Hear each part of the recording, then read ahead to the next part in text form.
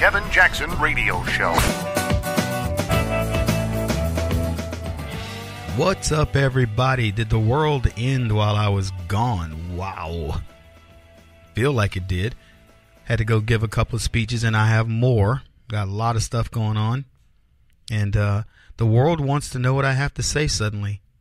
Speaking of which, Bannon's back. Have you guys seen this? Bannon, Steve Bannon of Breitbart, formerly of Breitbart, he's back in the news. You know where he is? He's where all disgraced people end up. Fake news network CNN. And he's giving his opinion on things. And I'll be honest with you, Steve Bannon and I just don't see the world the same way. I said this about him when I met him. I know Bannon's not that big in the news, but I just want you to know that when you leave the FBI as a disgraced agent, you go to CNN. If you leave the conservative view of side of things, you go to CNN.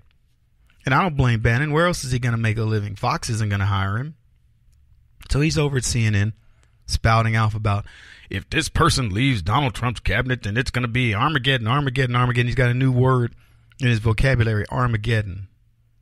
Yeah.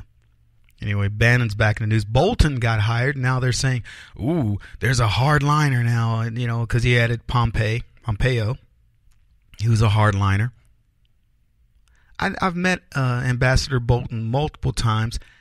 Depending on who you talk to in government, he's this, he's that, he's bad. I had one guy tell me, if he were to ever hire Bolton, it would be the end of Donald Trump.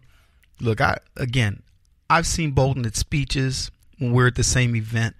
I don't know much about him. I've always felt like he knew what was going on. He had his finger on the pulse better than most. But I like Gorka too. So, look, we're going to be up in the air about a lot of these types of decisions, and rightfully so. It isn't our decision to make. So we have to rely that Trump knows what he's doing. And that brings me to Omnibus, because I want to discuss Omnibus. That happened, obviously, while I was out. It's going to be discussed for quite some time. And I personally believe it was a mistake for Donald Trump to sign Omnibus. I don't know what his calculations were, but I do believe this. I believe him when he says this is the only one of these bills that I'll sign.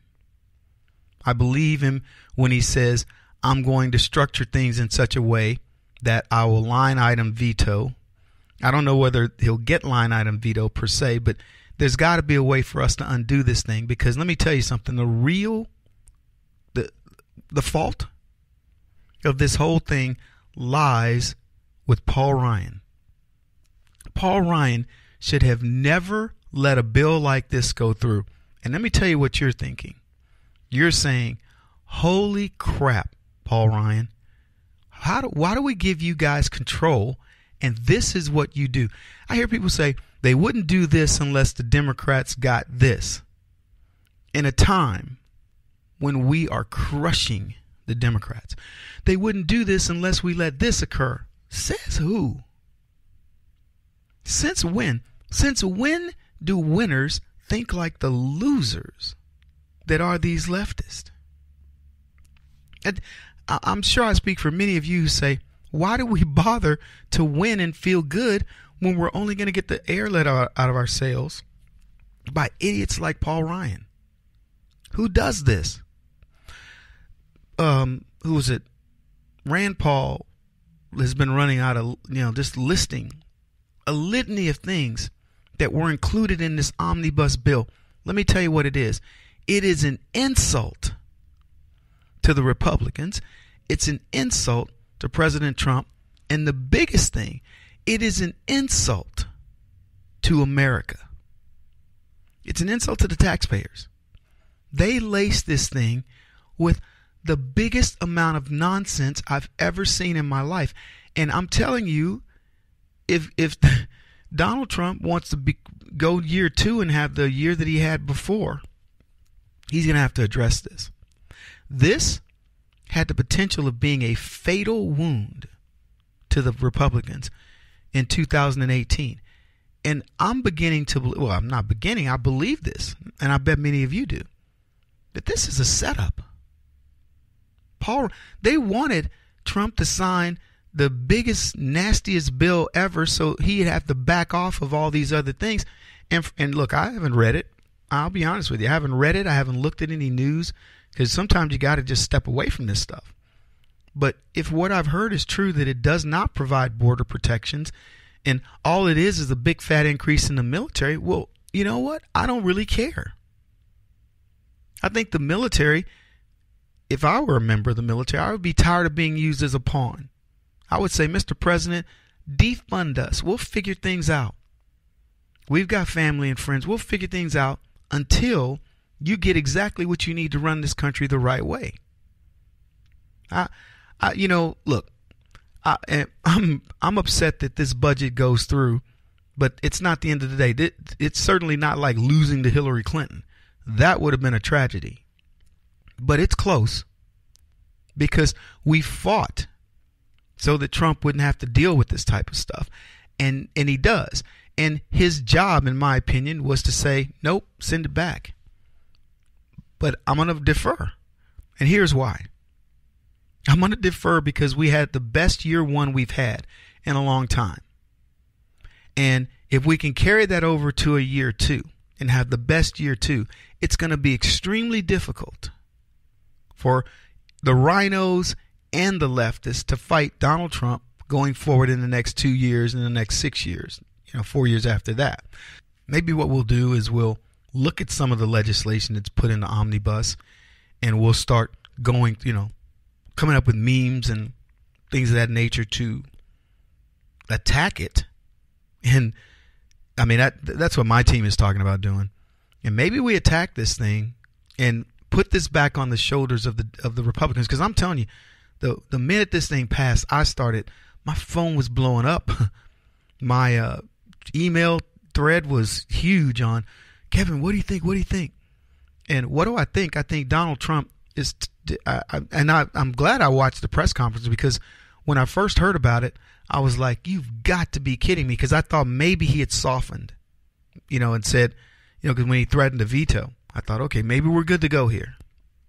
And then I was on a plane and they said, no, he signed it. I was like, you've got to be kidding me. Not happy. Kevin Jackson, not happy. Anyway, I'm glad you guys are here listening to the Kevin Jackson Show.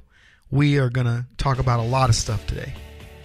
We've already had a really good discussion around book burnings and Joe Biden's threat to the president. So can't wait to get back. We'll be back in just a second. This is the Kevin Jackson Radio Show. Do you owe back taxes to the IRS or state? The secret to avoiding the IRS nightmare is to seek professional representation. My friends at Security Tax Associates provide the most cost-effective and ethical representation in the industry while helping to avoid seizures, levies, and wage garnishments.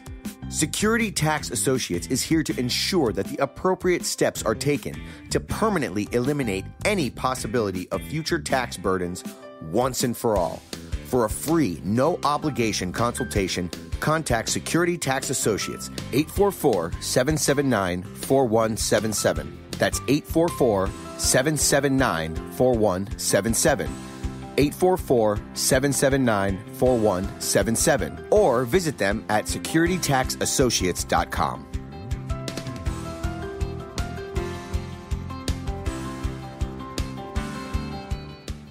Beth Cook Moranville, author of Closer Than Your Breath, a book of hope. Hope, that wonderful, wonderful 4-letter word that you may feel completely out of. I wrote this book to give you great hope. It's not too late. If fetal position is an all too familiar place for you, I understand. If the next 60 seconds are too long, this book is for you. Wherever you are right now, whether you're dealing with divorce or death or sickness, take hope. You are going to make it through this pain. Don't roll your eyes. I've walked this road and I know it. The best is yet to come. Closer Than Your Breath, a book of hope from author and speaker Beth Cook Moranville, can be found on Amazon.com or Kindle.com. For more information, visit closerthanyourBreath.com or on Facebook at Closer Than Your Breath.